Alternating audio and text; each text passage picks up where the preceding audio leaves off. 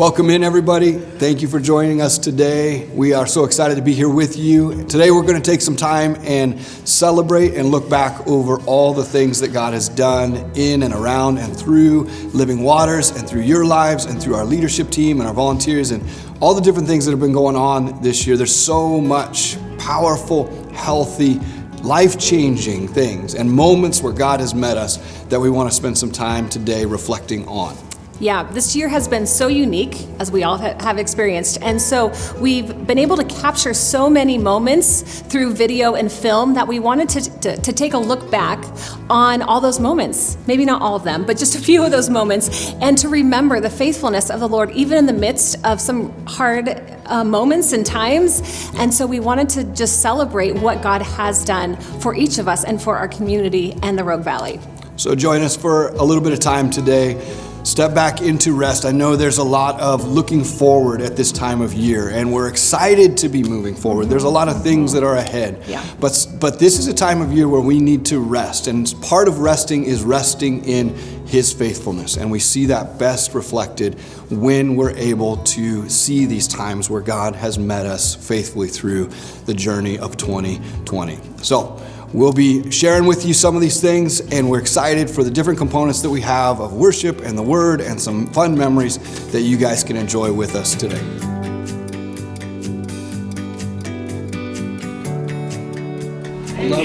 Hey guys. Love you all. We miss you all so much. Just trying to navigate COVID-19 that don't miss Jesus in the midst of it. We say it all the time, but His presence is our promise. It's like, are we making space for Jesus?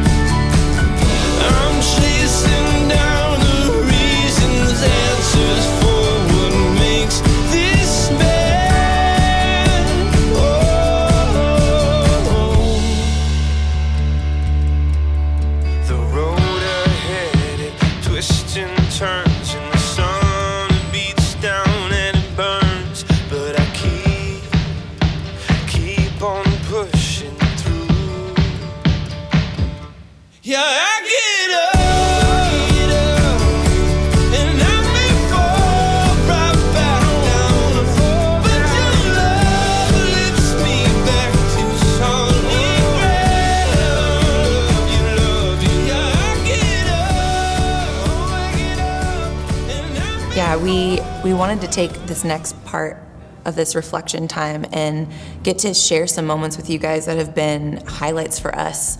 Obviously, this is not encapsulating all of our church family or what we've done this year. So many moments that we're able to capture, but there's a ton of moments that have been powerful for people.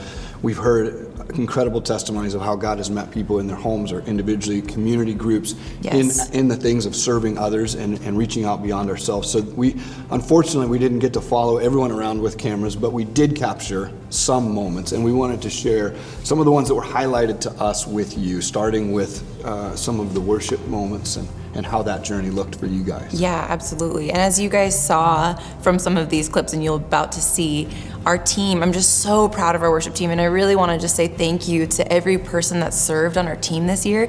We really went from having no skill or understanding in some of these areas of production to a full-on production team. Andy, the team, they built it out from, the ground up this year. And I think we honestly exponentially grew in our skill and in how we worked with equipment.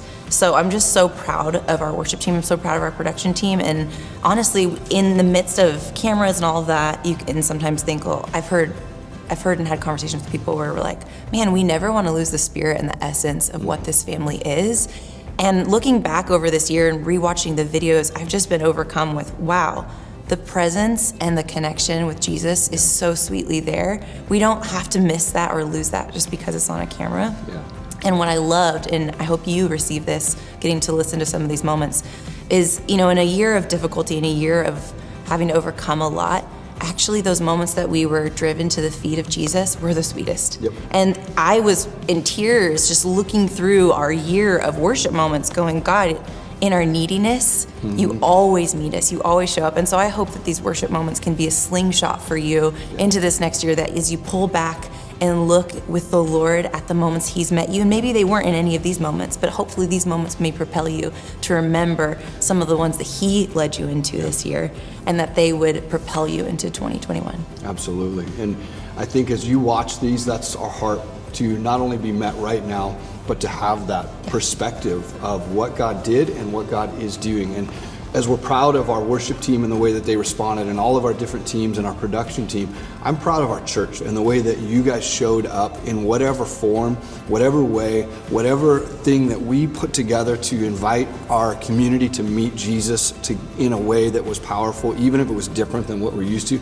Everyone showed up and everyone continued to connect, and even sharing the word. And we've picked out a few of these words that we shared this year that we felt were foundational to our journey this year. And we wanted to see those and have you listen to those today.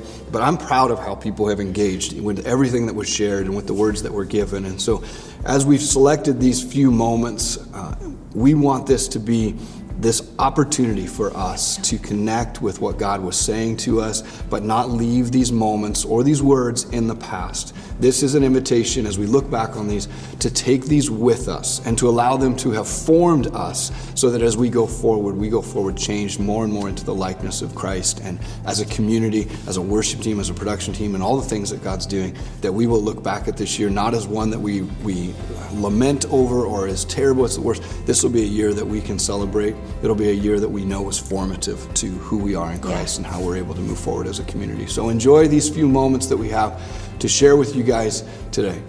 So shortly before, as I said, before this whole thing started, God showed us this picture, and it was this: the people of the church and the church as ships, cargo ships, with nice powerful engines that could power through storms and waves and avoid reefs and rocks with ease, moving through and around the water with very little need to heed the environment, the season, the time of day, or the wind. Nothing mattered. And so these ships also had no need to consider how much cargo they were carrying, because no matter what, they could overload, turn on the engines, and plow through.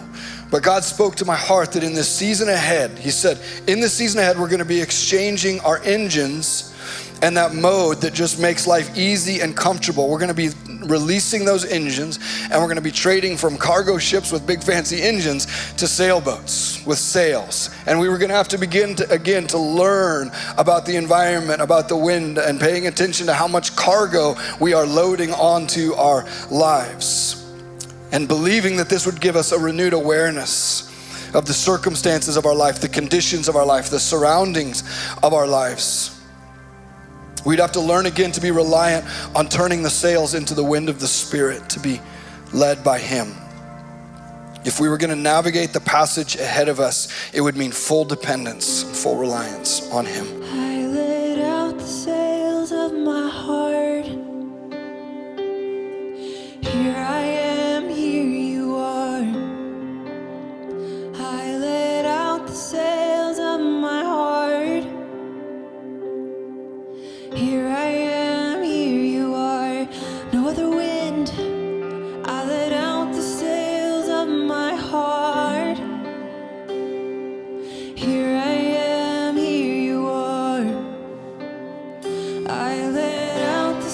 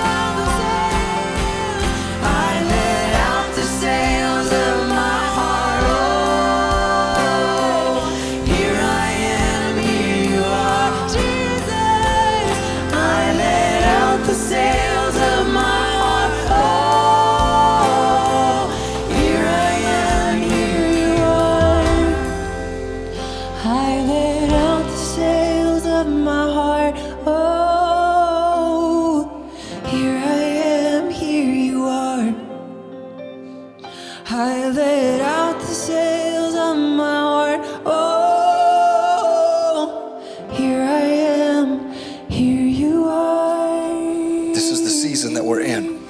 This is the specific call to each one of us individually. His burden is easy. His yoke is light. Because we are in him and we rise up in his strength. Ephesians 3:16, I ask that out of the riches of his glory, he may strengthen you with power through his Spirit in your inner being, so that Christ may dwell in your hearts through faith. Jesus, that's what we release this morning to every person in this room. We do thank you, God, that following you is not a burden. That you aren't putting religion on us. You aren't putting requirements on us. You aren't making it impossible for us to follow you. So in that regard, it is easy and it is light as you call us to yourself. But you're also teaching us to rise up in our inner man, being strengthened by your presence, that as you are calling us to new places, as you're asking us to step forward into difficult things, as you're asking us to confront things in us that need to be dealt with, make shifts in our families, our lives, our marriages, so that you would be known and you would be famous through our life, then what we're gonna do is we're gonna step out of this temptation to lift everything in our own strength, and we're gonna remain resting in you and being taught by you of how to rise up in your strength, that truly what we carry would be light and would be easy because it's a testimony to your strength alive in us. Let us be people who are attuned to your presence and to your Spirit. And if there are things in our lives that you need to remove, engines that we've used to just get by, too much stuff that we're carrying around, and not paying enough attention to what you're doing each day, we ask, God, that you would forgive us for that and that you would reorient us today as we move forward into whatever is ahead, that we would be quick to feel the wind of your Spirit, change our life to catch it, and to move forward into all that you have for us. When the wildfires taking ground, where are you when the wind comes and knocks us down? Where are you when the waters rise and it looks like we're gonna drown? Where are you now? Where are you now? Where are you in the questions, the in-between? Where are you in the waiting and the unseen? Where are you in the aftermath, surrounded by debris? Where are you now? Where are you now? Right in the middle of it, right in the middle of it, that's where you are found. You're right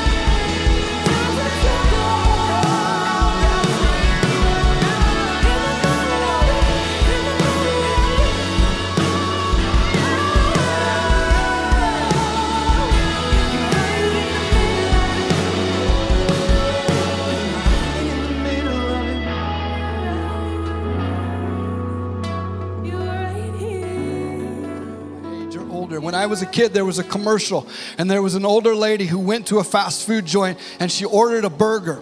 And they were supposed to have these great burgers, and so she got this hamburger and she opened it up and there was nothing inside, and she said, "Where is the beef? Where's the beef?" What she was saying is, what you're advertising when I buy your product and when I open it up, there's no beef in here. And what I think that we have right now is that the people are looking at believers in Jesus who are professing the hope of Christ, and they're opening up our life and they're saying, where is the hope? Where's the hope? Where is the hope that we have? 1 Peter 3, but even if you should suffer for what is right, you are blessed. Do not fear what the evil fear. Do not be shaken, because you are built on an unshakable kingdom. But in your hearts, worship Christ as Lord. And listen, always be prepared to give a defense to everyone who asks you the reason for the hope that you possess. Where is the hope? I want to be honest with you. I want this question to go through my heart as much as I want it to go through your heart. When was the last time that someone genuinely asked you to explain the hope that you're carrying through this season? When is the last time that someone said, I am afraid, my life isn't working, my systems aren't working, my faith isn't working, everything is collapsing, it's all being shaken. How can you walk through this with so much hope? Are these questions being asked of us? I hope that they are, sincerely. Because it means that we have built our life on something that is unshakable. And though the world is shaking around us, we are standing in the victory of Jesus that is not going to be removed or diminished or broken no matter what happens around us. And we stand and build our lives on the hope of Christ so that people look at our life and say, there is hope. Tell me about this hope that you have. And we get to show people what a life built on a different reality looks like. When's the last time someone came to you and said, explain to me this hope you have? I don't get it. I don't get it. That's what we're called to be. That's what it looks like to live in this season as missionaries, to carry out the hope of Christ into every place that He has called us to live and to land. Now I can see your love is better than all the others that I've seen. I'm breathing deep, all of your goodness, your loving kindness to me. Now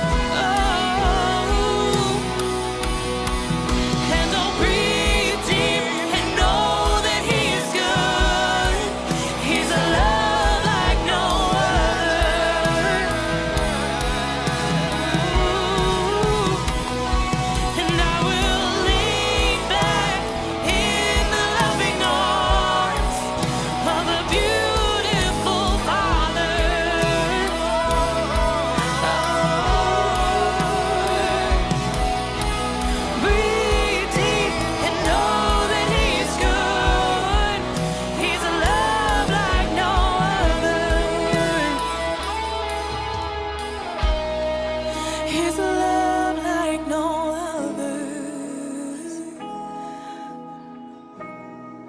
His love like no other. Yeah. His love like no other. His love like no other. Yeah. No one else will do. Yeah. No one else but you. Yeah. Yeah. Nothing else will do. Yeah. Oh, nothing else but you. Ooh, nothing else will do. Yeah. I want no one else but you. Listen, no one likes this. No one likes this. No one is saying that this is preferred or that this is the best way to do life. Speaking in a room with a few people into a camera, hoping that you're engaging in your home or on your phone or whatever it may be. Like, this is not how we want to do this. But I want you also to hear, while it's not a preference, it's not a hindrance to what God is doing. And He is not limited by these things that we are frustrated by. His work, His kingdom, His church is still flourishing and advancing. And what we have to do is learn to fight the battle that we're in a different way than maybe what we've been familiar with. We have to use different armor and different techniques that fit the time that we're in better than the season before. Online church and streaming sermons are not the solution, but you, fully alive in Jesus, showing up powerfully present in people's lives with the power and the love of Christ and bringing that to bear to people is the answer. He's calling out to God and He's saying, why is evil flourishing? Why are your plans not being seen? And this is what God says to him: look at the nations and watch and be utterly amazed, for I am going to do something in your days that you would not believe, even if you were told. And while this is a prophecy to a people in the past, I believe this with all of my heart as the principle and the working characteristic of God that we see all throughout Scripture. Watch and be utterly amazed, for I am going to do something in your day that you would not believe, even if you were told. Are we ready to see? Are we ready to hear? Are we ready to shed some old armor so that we can enter into this new battlefield and win victory, even when our enemy seems to have surrounded us? God will not allow the redemptive work of His church to be hindered by anyone, any man, or anything.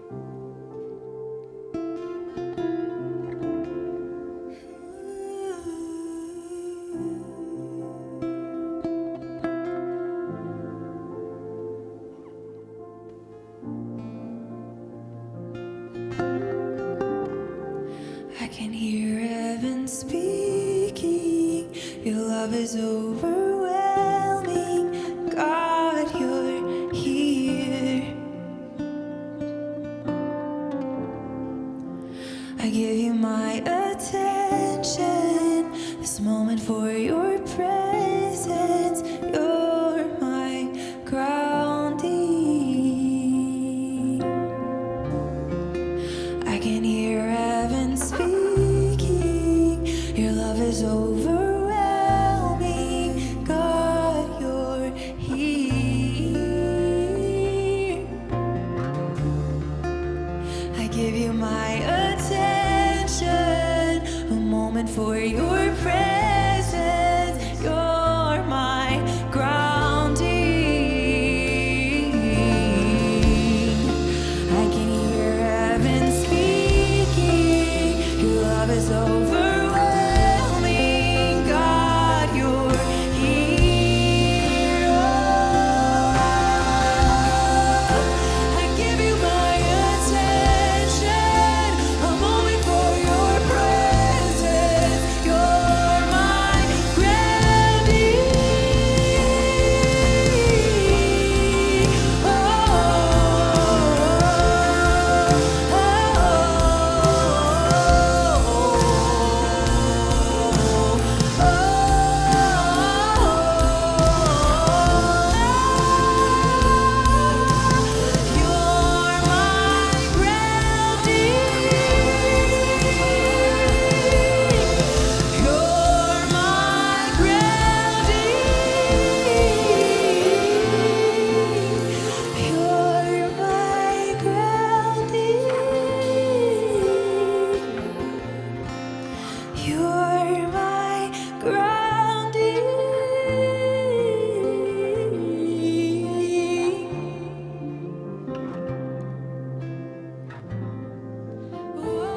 We hope you enjoyed those moments, reflecting back on all the ways that God has spoke to us and met us throughout this year.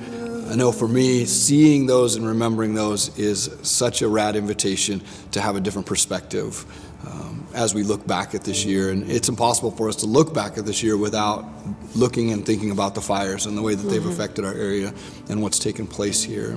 While it's a story and a testimony of the good things God has done, it was also extremely and continues to be extremely challenging for us as a community. And it's been a place where our church has been able to step in. And so we wanted to take a minute just to say thank you to everybody who has joined us, partnered with us, who has given into the fire relief efforts here at Living Waters.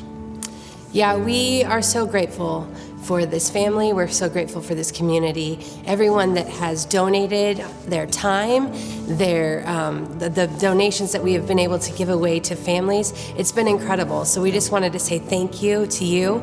We have been able to meet so many needs for these families. There's 3,000 homes that were lost in the fire, and that's so many families. And yet we are here with a building that we were able to open up and put supplies in and meet these people right where they were. And so we just want to say thank you to you. I am so grateful just for all the volunteers that have come alongside us. I seriously, we could not have done this without all of you.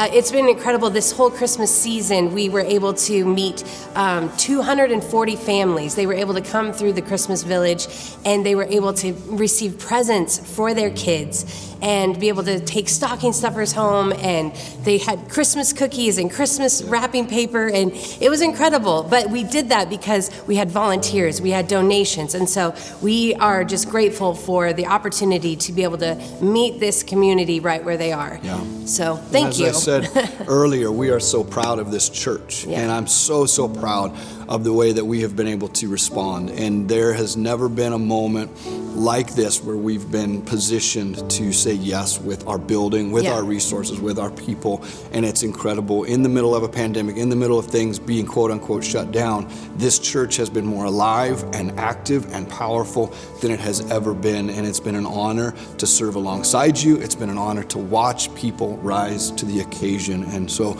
we have a short video that we wanted to show you, telling the story of a little bit of the community and the heart and what God has been doing in the midst of the fire relief efforts. And we'll watch that for a few minutes, and then we want to ask you to do this together with your family, or if you're watching this somewhere else by yourself, that you would take a few minutes, maybe journal and pray, or have this conversation together.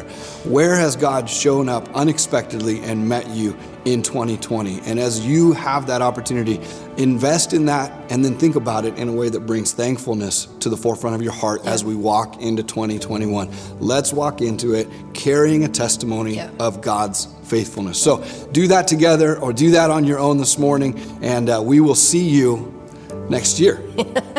2021. Dad joke, I had to say it.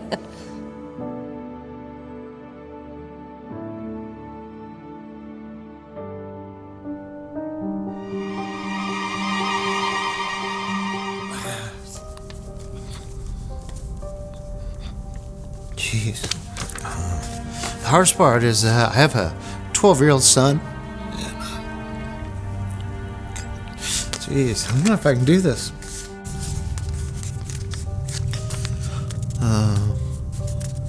Explaining to my son that everything that he had was gone. And now in the town of Medford, the Almeda fire destroyed homes and melted cars overnight. Fire officials say this wildfire season is unlike anything that state has seen in recent memory. Mandatory evacuations are underway, with residents being told to leave immediately. This is unprecedented. This has never happened in Oregon. We have not experienced the tremendous loss and destructive fire nature that we're seeing over the last 72 hours in our history. so I have 9 years of sobriety, and it took a lot for me to clean up my act and be a responsible parent. And we had nothing 9 years ago when we got together, and we had our own home, we had our own everything that you can imagine. Xbox, sound system for the kid, nice room, an addition on the home that was just his, and to tell him that was all gone was devastating. I'd only been home about 2 hours, and I didn't get a warning like you need to leave or anything like that until the fire was in our mobile home park, and then it was just gone. I grabbed just a couple things and left. So.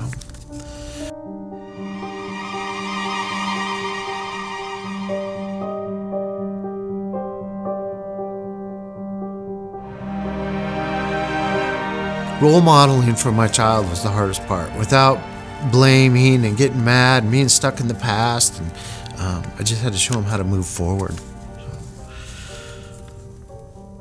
This town, Phoenix, Oregon, about 4,600 people also seem to get out. But over and over again, you hear stories of people just scrambling to get whatever they could to get out of their house in time. Everything is uncertain.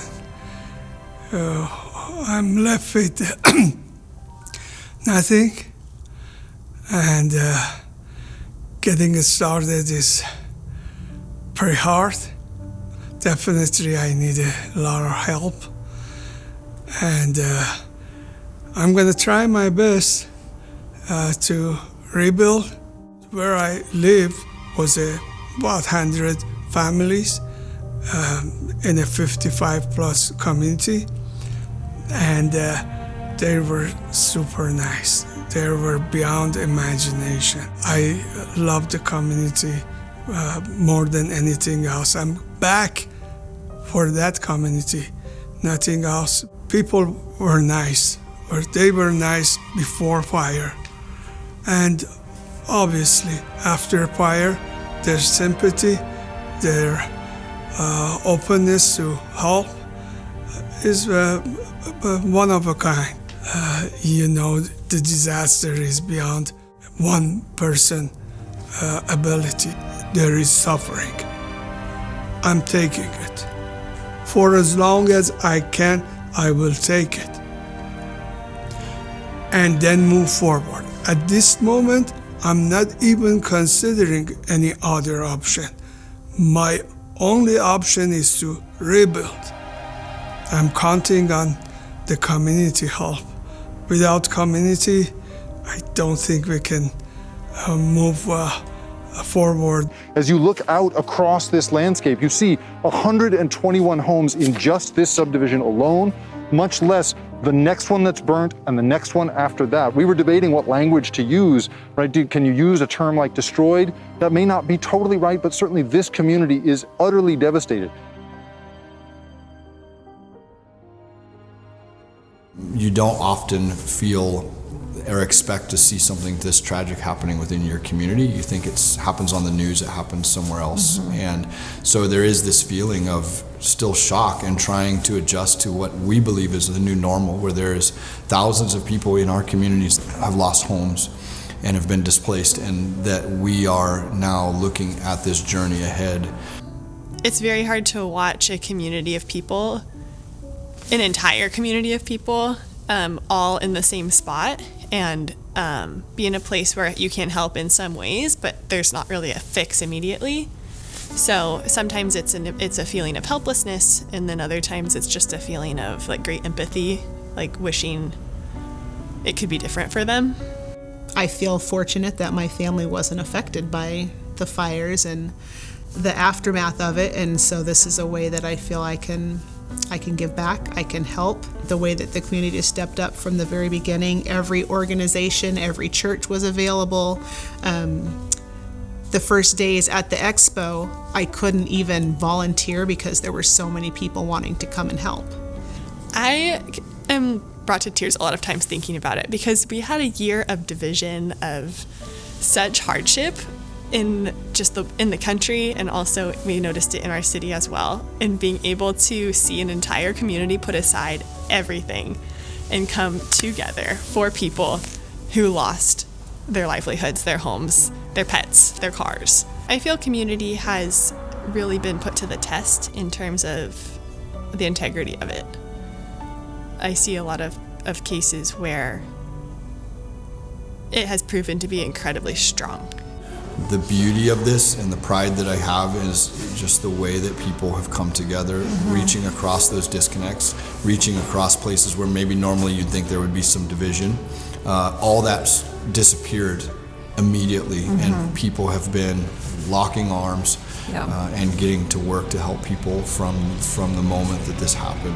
When you want to believe that it's in all of us, but then when we're put in that position, it was mind-blowing just to see the generosity that just immediately started coming. Like, people just started dropping off things, and same for me. I just was so proud to be like, this is our community. We had the warehouse, it was empty, and we had no plan to fill it. We didn't have a way that we would fill it. We knew that simply we're gonna make what we have available.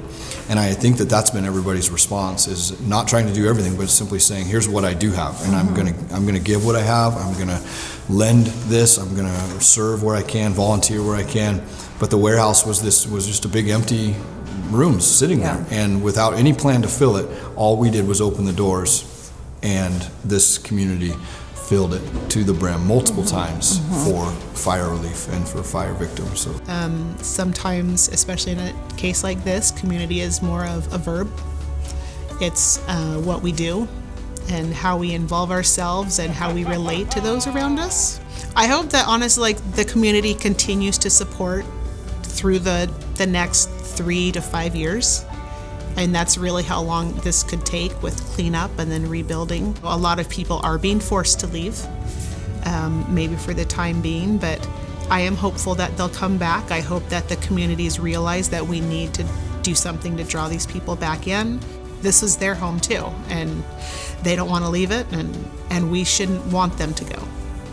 the next thing that we're going to be dealing with is that people want to stay settled. This is their home. This is where they have memories. This is where things have meaning to them, or they had kids here, got married here. They want to stay in this area.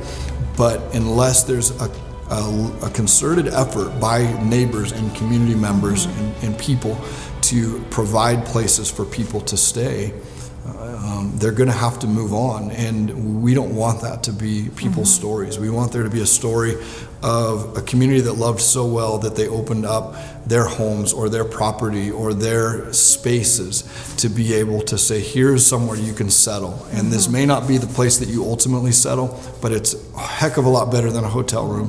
And it's better than having to move on from this area. There's just a lot of attitudes we can adopt. Like, we can, if we blamed ourselves for circumstances the rest of our lives, we can see our house burn down and think, God hates me. I didn't raise my kids right. Something happened. I did something wrong, and that's why this happened. That's why I deserve this. It's not true. No one deserves disaster. No one deserves to be hurt that way. It just sucks. And sometimes life just sucks. And it sucks for a lot of people right now. And the power that we can bring, I think a lot of it is to stand emotionally strong with them in encouragement and truth. Because it is our emotional stability and our physical strength are what's gonna get our valley through this now, to the other side of it. Because looking at it, it's impossible. But walking into it, things will happen and it will become possible. Community is the essence and the core of what's going to bring us through this. It's what we're having revealed is how well have we truly built relationships together. And Medford is a community, or the Jackson County is a community. We can say those things and it doesn't matter. It sounds nice to say it. But in the midst of something like this, where we really experience it and know that underneath all of this, there is a tangible reality of community that has formed in Southern Oregon. To me, it's the foundation. It's the only way forward. This is the only way we're going to get through this is by being a true community, loving our neighbors, helping our neighbors. We live in a culture that's like, oh, this was we're so in this right now. And then a couple weeks later and you're like, oh yeah, that happened. And so to keep it at the forefront, this is still a focus for us, and that we still are passionate about seeing these families stay here.